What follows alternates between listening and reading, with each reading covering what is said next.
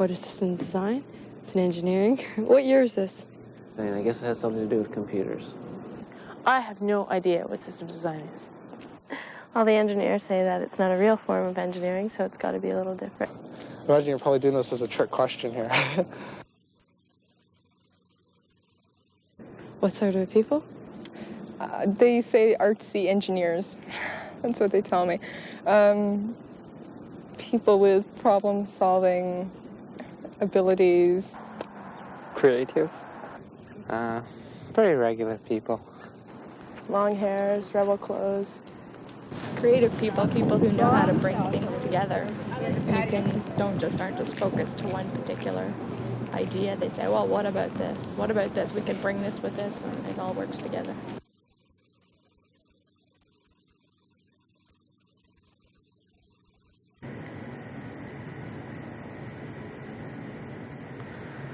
Just what is systems design, and what kind of people does the program attract? To answer these questions, we decided to make a film for our 3B workshop. We interviewed 8 systems design students in different levels of the program. What follows are their thoughts and impressions. What is systems design? You can ask that to all these people. Nobody really knows, I don't think. That's the general feeling. It gives you a well-rounded education for people who, maybe it is for people who want to have an engineering degree but don't want to do engineering stuff. Oh, I love this question. In 4th year, I still don't know. We do system stuff, you know, and so like one guy thinks, okay, system stuff, that's like, okay, that's applying systems theory to everything you can think of. Another guy thinks of, it's kind of a broad way of thinking about it, a holistic view, you know, we should take more arts courses and stuff. And another guy is like, systems, oh, you mean the signal processing, or robotic systems, or computers are systems, aren't they? So you get all these different props or different ideas of systems, and consequently, I think we have sort of a hodgepodge things. Also, the students have their own ideas of systems. I know, for example, some people, you know, are like, oh, I can't believe this class, oh, you know, and I'm going, what, but it's so great, you know, or just some comment or something. You know, different people have different ideas of different things, and especially in systems, I think, both the professors and students are attracted to sort of their own vision of systems design, because there isn't like a standard dictionary definition of it, and that inevitably leads to some conflict. Well, I had to go into engineering. I guess I was into the math at the time, and it seemed to me science, or general science, which was the other option I could have really taken, or just straight physics, it didn't really lead me to any one goal, and I thought engineering, you know, with engineering I could go out there and build things and actually do things, and it seemed like a very structured thing. Also, it was one of the hardest programs to get into from grade 13, so I figured if it's the hardest, it's probably the best, so I just went for that. I was unsure initially whether I wanted computer science or engineering. I had a teacher tell me that I was definitely suited for engineering, just from, well, I did some science fairs in the engineering category and built bridges and all that type of thing, and I did well in all the science courses, and she was a science teacher of mine. And I was really surprised because I didn't see necessarily why, but I think it was good advice. Coming out of high school, I felt that science and math were my strengths. They weren't what I enjoyed the most, and I was thinking to myself today, why didn't somebody have the sense to tell me, don't go into engineering, go into what you really enjoy, and then you'll be successful if you really love something enough. And people did tell me that. My high school English teachers, and of course I didn't listen. I mean, anybody could have told me anything, and I would never listen. And now I'm here, and possibly I should have done something else. One of the reasons why I stayed with systems is because of the people, and because I think it's a good degree. It's good for me. What's it about the people? Oh, the people I think are great in our class. The friends I've made here, and I think that aspect is very important as well. Well, the two choices I had before I even considered coming to Waterloo, well, before I came to system design, were A, to go to Waterloo and take computer engineering, or B, to go down to Caltech and take electrical engineering. But hence, that was not an option.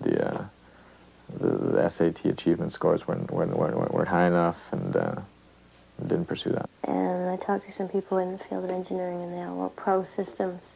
And then I met Kish. Sort of 10 years down the line, you're doing some project, and you go, yeah, you know, I learned about this, or I saw this. So I think it's opened a lot of doors in the sense of just being aware of what's going on in a technical sense.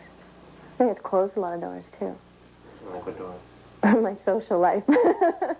I think it tends to, you become really involved in just the university, just trying to get through the first few years, and you certainly don't develop in a lot of other areas. I mean, I've been fortunate in the sense that I've done a BA at the same time, so I haven't closed off a lot of doors, but I think there's probably a lot of people in the program who have tended to just go to school and that's it, and they sort of spend, you know, and then when they finish school, there's a lot of things they need to catch up on.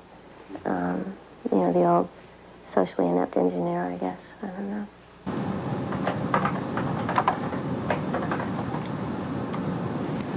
Waterloo is the first institution in Canada to offer co-op education. This system allows students to get practical experience using the theoretical things they learn in school. As a matter of fact, I'm preparing my resume right now. And what I want to know is, what are our subjects' ideal jobs? It's my ideal job. I could see it in a very dynamic place where I don't really like the idea of spending 30 years on an idea and then whether it works out or not, who knows. I'd like to be in a position where results would be turning around really quickly and you'd be at the cutting edge or doing things that no one's been doing before, that type of thing. I don't really enjoy the idea of just rehashing old stuff. I think that's one of the big problems with engineering is that, you know, there's umpteen million ways of building houses, but they only want you to build the way it's been done because they know that it'll work, right? And I don't really want to do that. I really don't know. I'd have to only give you certain characteristics of it, and I don't think that I know of. I mean, every job that's out there. I think it would certainly be people-oriented. I think that's really important. But it would also have a technical component. I mean, I really enjoy, I don't know if that's quite the right phrase, I enjoy solving complex problems. Working probably in a consulting, engineering consulting company, you know, writing reports. Or I'd love to get a job where you work 3 days a week and you could stay home with the kids 2 days a week, and it'd be your own little business that you can run out of your house or wherever, you know. That would be optimal. I'd probably want to design like new tennis rackets or something like that, or something that I enjoy. Well, we've covered what kind of jobs they'd like to have. But what if they could have anything? So we gave them the opportunity to have 3 wishes, and here's what they came up with. What would I wish for? I don't know. It's kind of a hard question. In terms of what? Education? No. Life in general? Oh, God.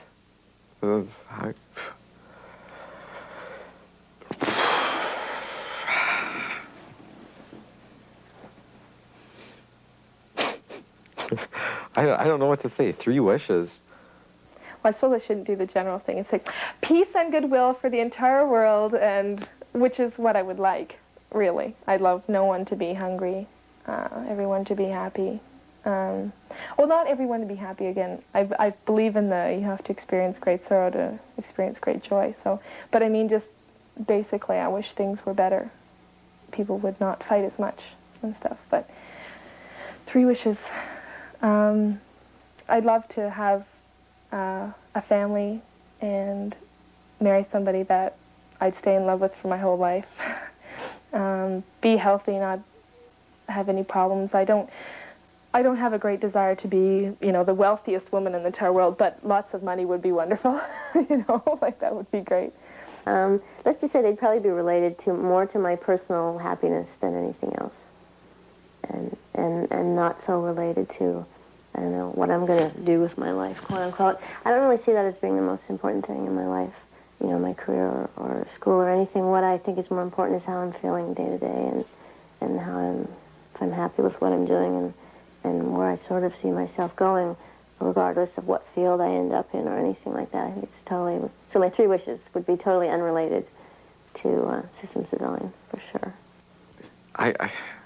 A good job that I enjoy, I know Are these the type of wishes you want me to say? Like, I don't know. Like, Oh, I would get through this term with good marks. Well, great marks. And if I'm getting a wish, I may as well have excellent. I'd like to be like forever young. I think being like young forever probably might have some bad points, you know, as you've heard from many science fiction stories. But overall, I think it would be an interesting thing to be. I think first wish is that you could have a life of adventure where things were always new and stuff like that, and worth noble pursuits, I guess is the idea. And that the second wish is that you'd have the heart to follow those noble pursuits and do things that were interesting and challenging. And then the third wish is that you enjoy doing what you were doing. 3 wishes. Oh, God. Liberal, market-oriented democracy worldwide, in like the most free, in a nice free market sense. I think everyone would be a lot happier for that. To end up with my ideal job would be one. To make it through systems would be another. I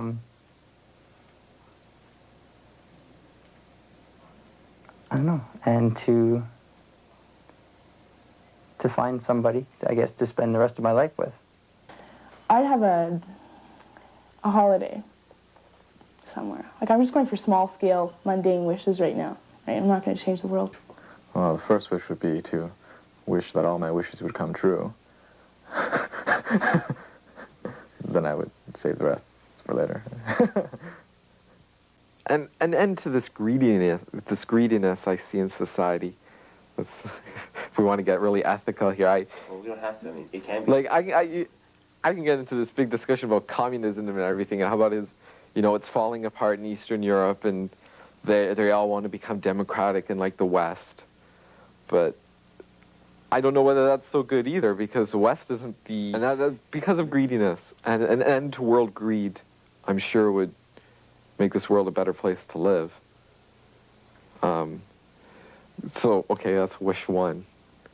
I'd like to be able to like have the ability to sort of like go wherever I wanted instantaneously.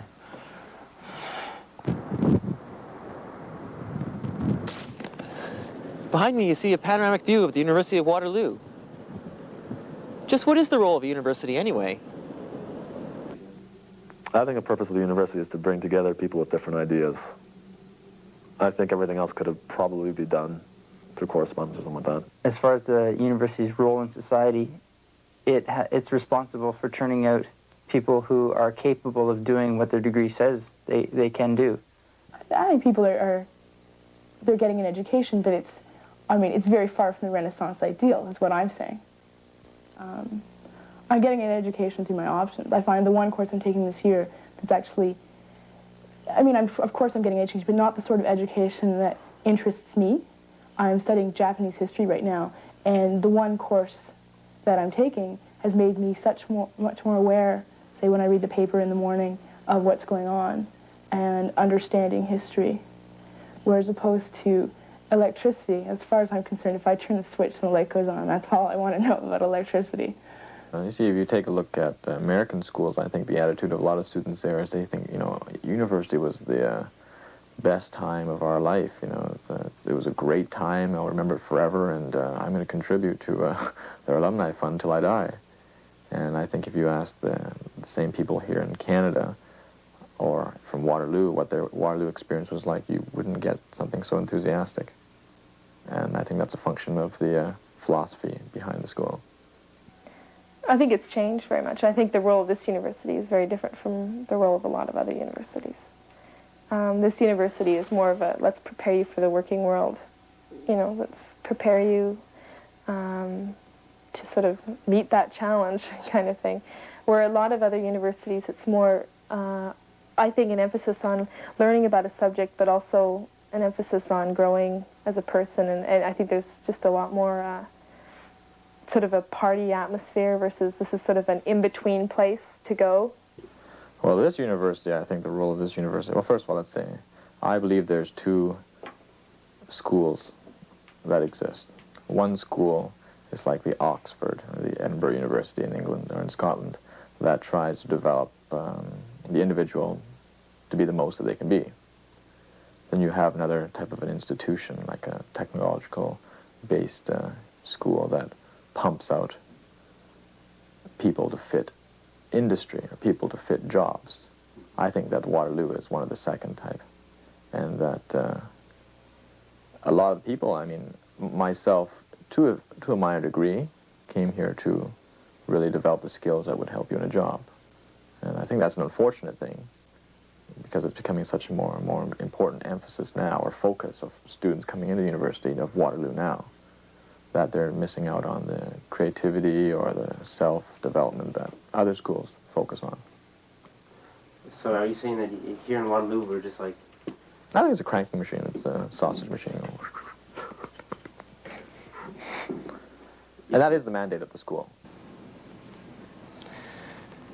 Whatever the mandate of the school, the faculty play a crucial role in shaping the character of the university. We wondered about the quality of the educational experience. The quality of teaching. I probably hold a position that maybe some other people do, that in Waterloo, because of all the focus on grant money, industrial research, industrial relationships between professors and outside companies, that the teaching takes a backseat to some of the research that professors have to do. I don't know what it is, but I just definitely think that systems makes things a lot harder than it has to be. I mean, sometimes you plow away at a course for 13 weeks, and then you study really hard, and you write your final, and you realize that it was really easy, but you killed yourself for like 13 weeks doing all these stupid assignments and stuff, and when it all comes together, you understand that it wasn't really that difficult, in some cases anyway. And sometimes it honestly seems like the professors are actually trying to obscure things. People are going, oh, it's addition, oh yes, you know. I'd like to have seen, you know, professors come out and you know, take heart in what we're doing and say, hey, I think this is a good thing to go to. Why don't we go as a group to this, or something like that. I remember in Japan, that's one thing I was most impressed with, is in fourth year, each student is assigned to a specific lab where the professor would be in that lab, and they would have maybe, you know, 10, 12 people, and you know, if there was a conference going on, you know, you say, hey, let's go to this, or you know, they'd have, you know, dinners together and stuff like that, and you know, futures would be discussed, and just ideas would be exchanged. I think it's a lot better as opposed to coming into our class, having the professor crawl up on the podium, scribble with his chalk, and then leave. You know, I think we could have a more family atmosphere. I think university students have this idea that well, I mean, I guess it's a pretty valid idea that the profs should be really good, and they should just go to class and learn everything they need to learn, and if they haven't learned it, it shouldn't be on an exam, etc., etc. I see the point, but from my point of view, I would have to say that a lot of learning is learning on your own, or if the prof's an idiot, then it doesn't really give you an excuse to say, well, I failed because it's the prof's fault. I guess I take responsibility for my education on my own shoulders. It's like, well, I mean, I'm paying them money, yes, and they should be providing me with certain quality, but it doesn't always work that way. And so in the case it doesn't work that way, what am I going to do? Say, well, the prof's an idiot and he can't teach the course, so I'm going to fail, or am I going to pick up a textbook and learn the course? Instead of picking up a textbook for this workshop project, we picked up a video camera. That raises the question, is this really a serious and valid workshop topic?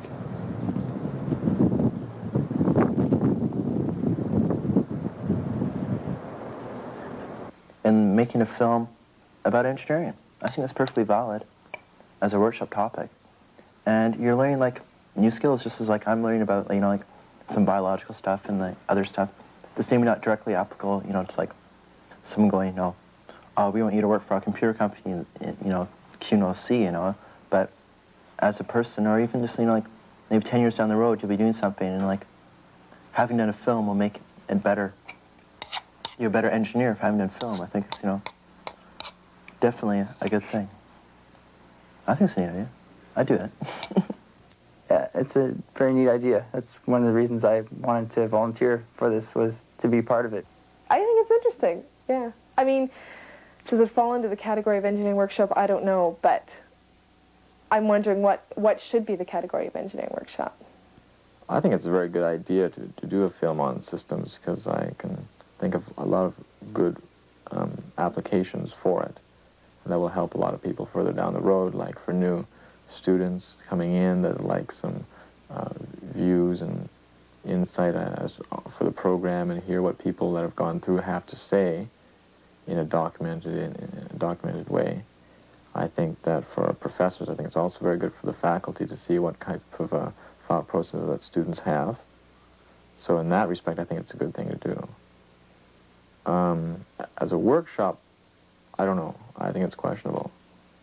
At first I thought it was, I was wondering that I was kind of surprised they actually let you do it, honestly, because it didn't seem like something systems would let you do a workshop in. But I think it's good now because you must be getting really a lot of insight into the education system and into systems, as well as you're learning something, which is what you can, more than, you said you're learning how to make a film. It's more than I'm learning in my workshop. No, I was waiting for this one. I actually think it's a really great idea. I think, in a sense that it's stepping out of traditional what engineers should be doing kind of role. I mean, not from my point of view, but certainly from, I guess, a lot of people's point of view. I think it's great. I think it's really important for technical people to be creative. And certainly there's obviously a lot of technical aspects involved, as I watched you set up. I think if you're following your interests, then that's great. That's what it's all about, as far as I can see. I've got to go. To wrap up, we asked our subjects if they had any final comments they wanted to make.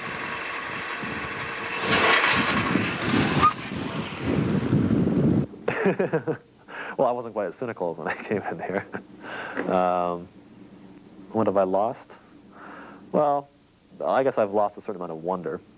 You know, I remember when I was in high school, I would take a look at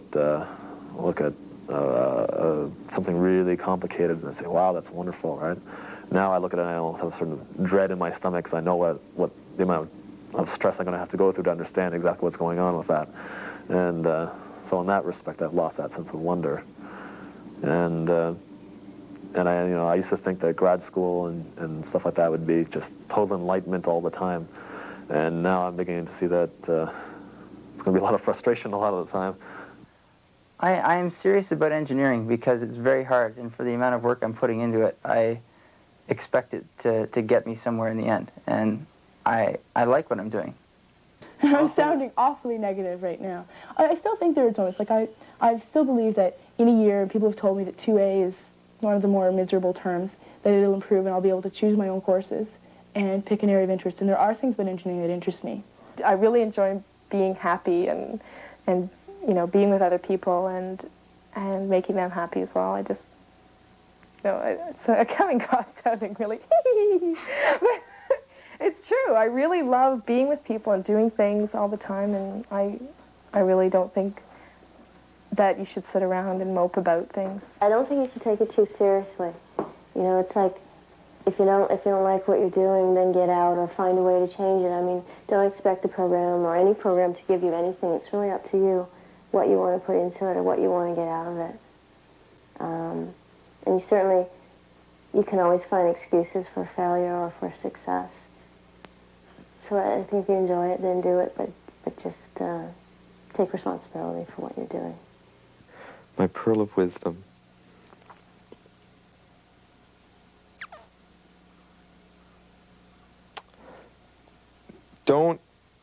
I don't know, stick it through. I think in the long run it's worth it. Yeah, I think that the most important thing is to, right now, try and get new experience into this program. I think the exchange trip to Japan was really good. And I think that if we could have a little bit more time to think about things and do things, you know, we have a lot of resources, we have a lot of people together, we have a lot of profs. You know, if we could just spend a little bit more time trying to get together and maybe do seminars or just consider things, you know, a little bit more debates, a little more discussions of things, I think we could get a lot more out of this program than we do. And definitely we have to have more math. That's about it. I think it's important for people to enjoy their life and what they're doing. It's not always going to be pleasant, but to try and get the best out of it that they can and enjoy the people around them and try and incorporate them into your happiness. I think that's really important. I think you'll be a happier person for it. I think that engineering and science as well tends to be really structured. It's totally based on, you know, what's been done before. But then on the other hand, all the great advances always seem to come by people who ignore what came before, for instance, Einstein. So in and of itself, I don't think it allows you to be all that creative. You're given, you know, a really structured set of tools, and here, go, you know, fix this lab or something, or make this lab work. But it gives you a background to say, okay, I've got all this stuff now. I have some tools. What am I going to do with them? You know, it's, I guess, the difference between a carpenter and an architect. I think that perhaps engineering trains you to be the carpenter, and if you want to be the architect, that's up to you. People should just try and think about what they really want. You should try and think about what you really want to do in life. And is being an engineer really that? Or would you rather just sort of like be in New Zealand herding sheep? Because making money and like designing gizmos for electronics, even though it's like cutting edge, might not necessarily be the most fun thing to do.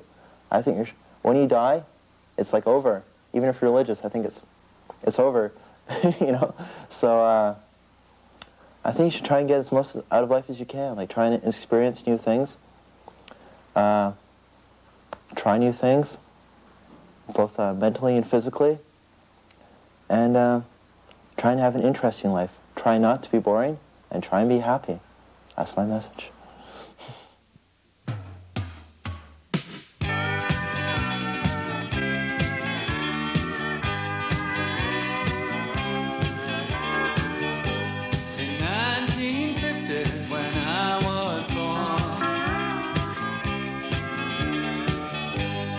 Papa couldn't afford to buy us much. He said, be proud of what you are. There's something special about people like us. People like us who will answer the telephone.